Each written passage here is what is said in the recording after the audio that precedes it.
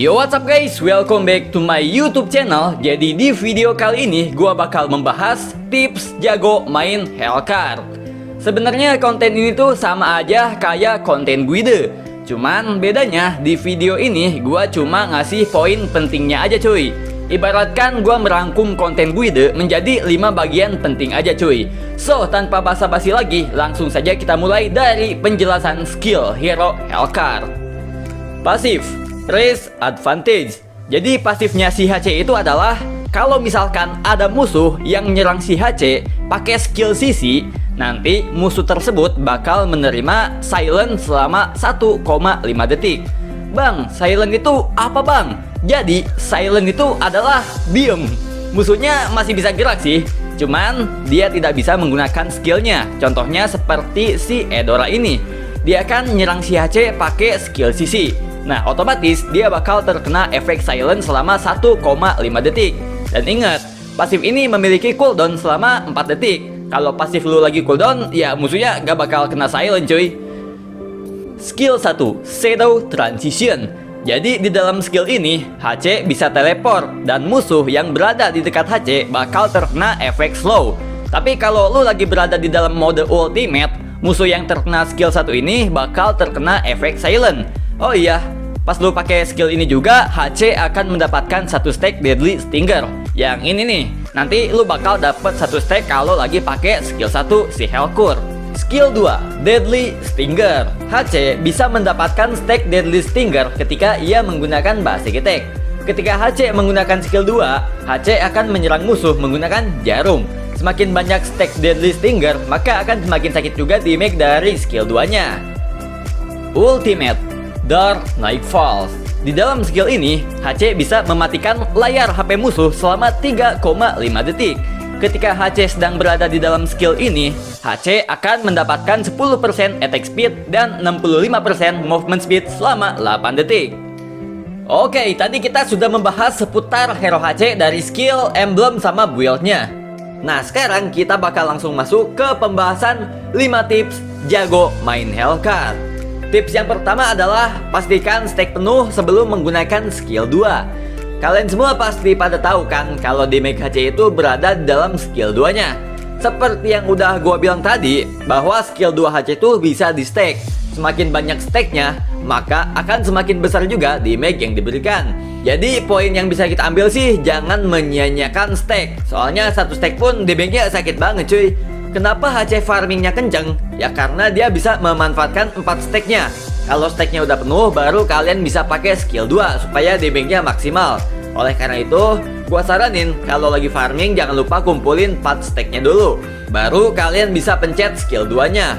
Hal ini juga bisa kalian terapkan ketika kalian sedang nge-turtle, nge-lore, dan nge-kill musuh. Kalau semisal kalian berada di posisi sedang ingin nge-kill, kalian bisa ngumpulin stack dulu di monster jungle atau ke minion juga bisa, bebas lah. Abis itu baru lo bisa maju pakai skill 3 dulu, terus skill 1, baru skill 2 untuk finishing. Atau kalau lo gak punya ulti, lo juga bisa pakai combo skill 1, abis itu skill 2. Tapi kalau musuh lagi sekarat mah, lo gak ngumpulin stack juga gak masalah sih. Yang penting musuhnya mati cuy. Tips yang kedua adalah pede menggunakan skill 2. Walaupun skill 2 HC ini sakit, tapi bukan berarti skill ini gak punya kelemahan cuy. Gua sih paling kesel kalau semisal nih kita udah capek-capek ngumpulin stack, pas gua pakai skill 2-nya ke musuh malah kagak kena anjing. Jadi kita bisa menyimpulkan bahwa skill 2 HC itu sangat gampang digocek oleh musuh. Bener apa tidak adik-adik? Tapi buat kalian yang skill 2-nya sering miss, jangan berkecil hati, karena di sini gua bakal membagikan tips supaya skill 2 kalian bisa langsung mengenai musuh cuy.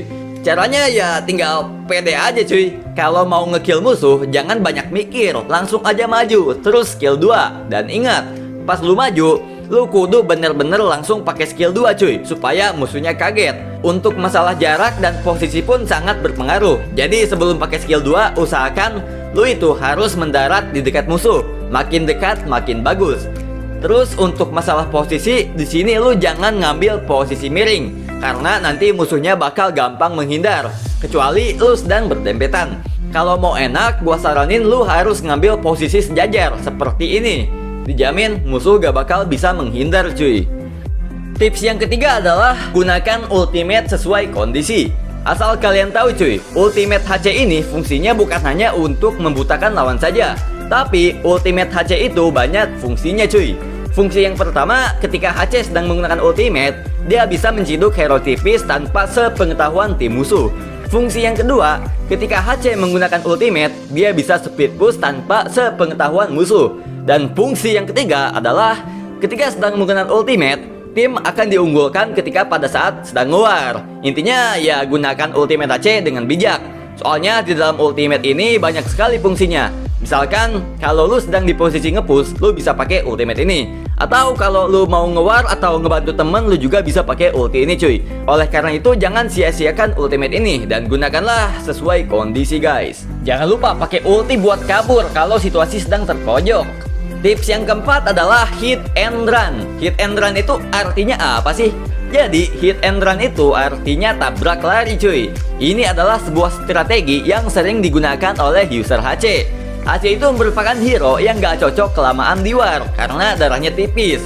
Jadi lu harus menggunakan trik hit and run. Caranya ya misalkan nih lagi nge-war, lu itu harus bener-bener ngincer hero yang tipis. Dan usahakan musuh tersebut harus mati dalam waktu singkat. Nah, ketika musuh sudah mati, lu bisa langsung kabur lagi. Ibaratkan seperti tabrak lari cuy. Kalau semisal target lu kabur, ya lu jangan kejar sampai ujung tower anjay. Yang ada lu bakal dibego-begoin sama musuh. Kalau lu kelamaan di war, yang ada lu bakal mati cuy. Poinnya itu adalah maju, kill, kabur. Maju, kill, kabur. Terkecuali kalau musuhnya pada sekarat semua, baru tuh bisa digas. Tips yang kelima adalah jangan bermain di late game. Menurut gua, HC itu ibaratkan seperti Lancelot, lemah di late game. Memang sih damage HC di late game itu sakit banget. Tapi percuma cuy kalau musuh udah beli item defense. Damage-nya bakal ketahan. Apalagi kalau hero-hero tipis musuh udah beli item ini. Waduh, susah banget cuy. Kita mau ngelok siapa lagi coba? Pokoknya main di late game itu pusing. Udah mah pusing, HP gua nge-frame lagi. Jadi kalau kalian sedang menggunakan hero HC, jangan dilama-lamain cuy. Kalau ada Lord, langsung aja Lord. Soalnya kalau udah 18 menit ke atas, itu gamenya udah mulai kerasa cuy.